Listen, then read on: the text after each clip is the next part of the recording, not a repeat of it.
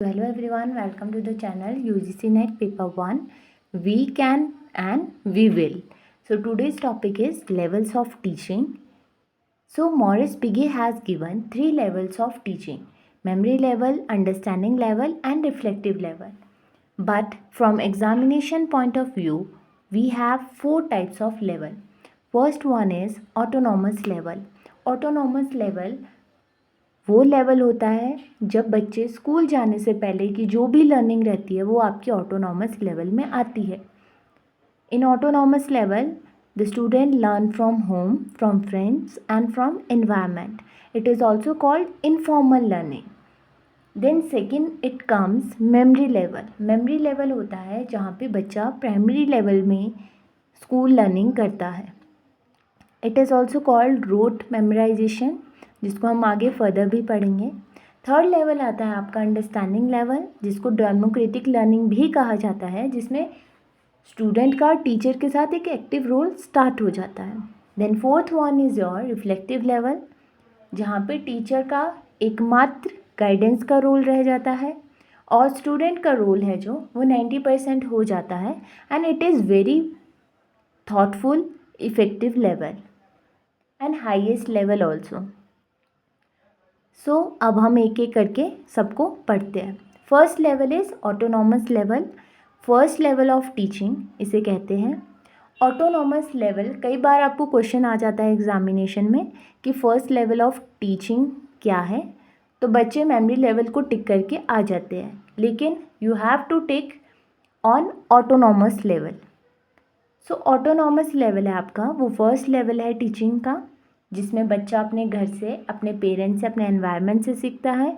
एक छोटा बच्चा जो अपनी मदर से, अपने फादर से लैंग्वेज सीखता है, दौड़ना, चलना, बोलना, उठना, बैठना सब कुछ सीखता है. तो ये आपका ऑटोनॉमस लेवल के अंडर आता है.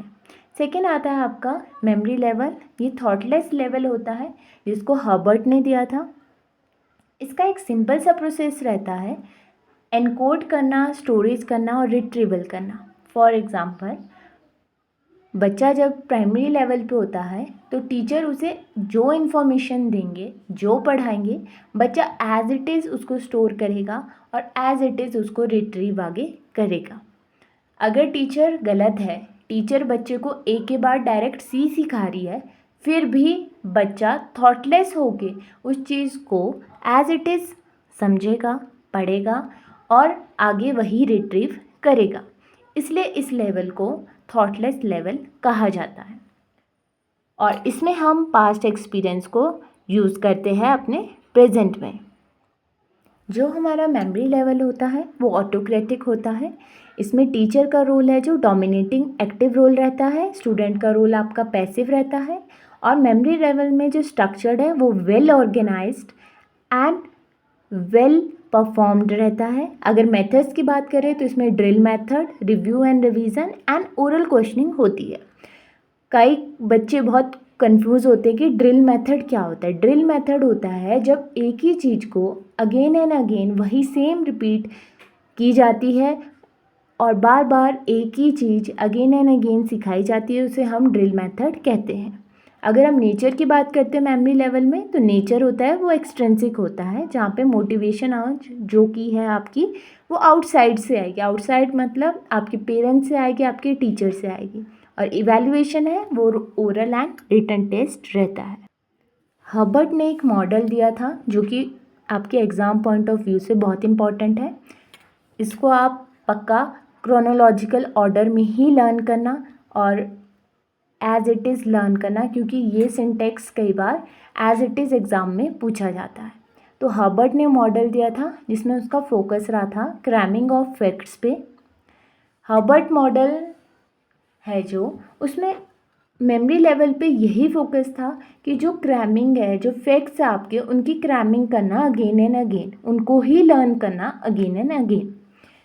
अगर हम इसमें सिंटेक्स की बात करते तो सिंटेक्स है PS पागा, PSPAGA, जिसका मतलब होता है preparation, statement of aim, presentation, association, generalisation and application.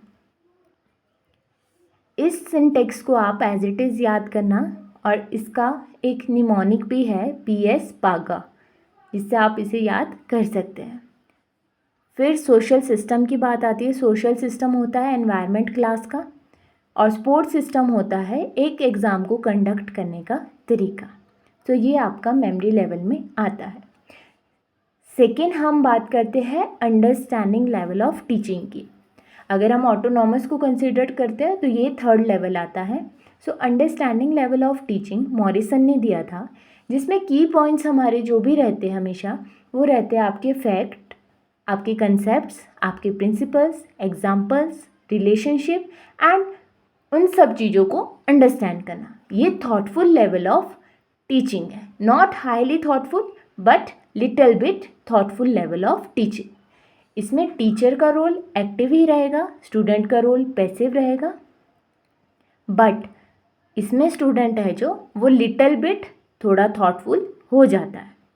अब जैसे हबर्ट ने मॉडल दिया था, सिमिलरली मॉडल दिया है मॉरिसन ने भी, जिसमें फोकस क्या रहता है, mastery of the content plus understanding. जो आपके पास कंटेंट है उसकी आपको मास्टरी होनी चाहिए, मतलब you should be a full of knowledge of that particular content, plus आपको उसकी अंडरस्टैंडिंग भी होनी चाहिए।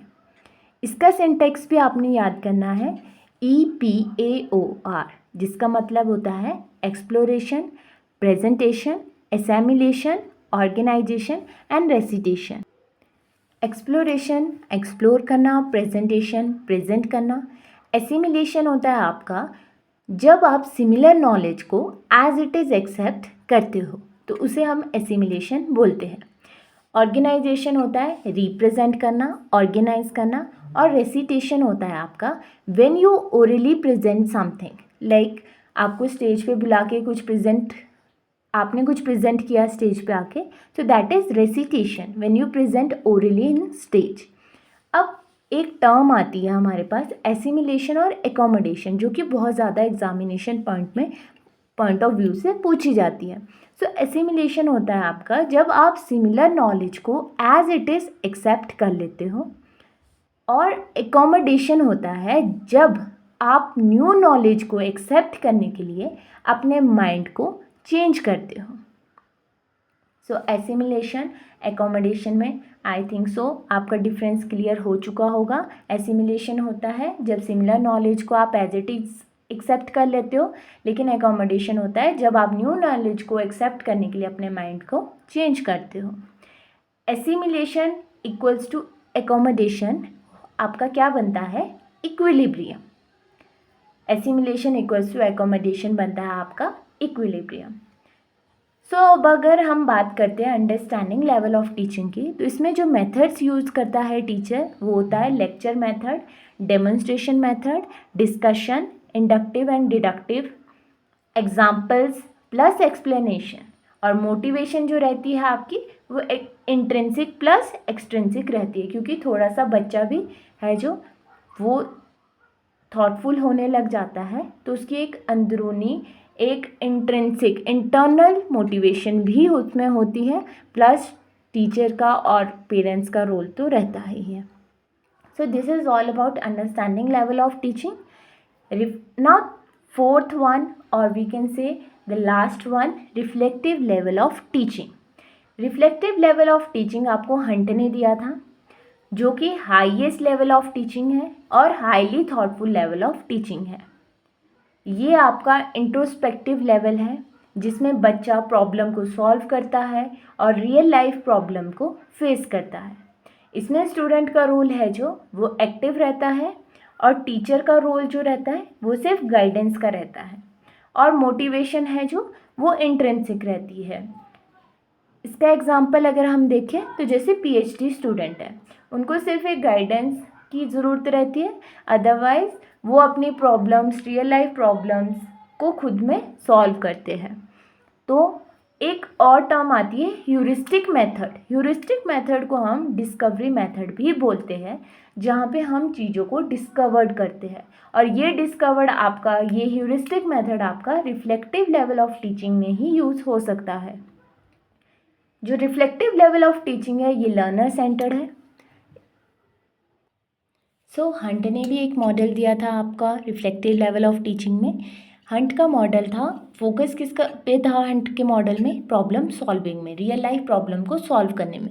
इसका भी एक सिंटेक्स रहता है कि सबसे पहले हमारे पास एक प्रॉब्लम आती है, उसका हम एक हाइपोथेसिस क्रिएट करते हैं, फिर उस हाइपोथेसिस पे, उस प्रॉब्लम पे हम कलेक्ट करते हैं डाटा को, और लास्ट में हम टेस्टिंग करते हैं अपने हाइपोथेसिस की, या फिर हम एक सॉल्यूशन पे पहुंच जाते हैं। एक इम्पॉर्टेंट टर्म यहाँ पे आपको दिख रही होगी, स्कीमा। स्कीमा को बोलते हैं प्री एग्जिस्टिंग माइंडसेट। अगर आपको ये टर्म एग्जामिनेशन में आती है तो आपने बस यही जो देखना है कि जो भी पुरानी एक माइंडसेट, हमारा एक प्री एग्जिस्टिंग माइंडसेट जो होता है, उसे ही हम स्कीमा कहते हैं। I hope you will like my video. Do like, subscribe and comment on my channel. Thank you.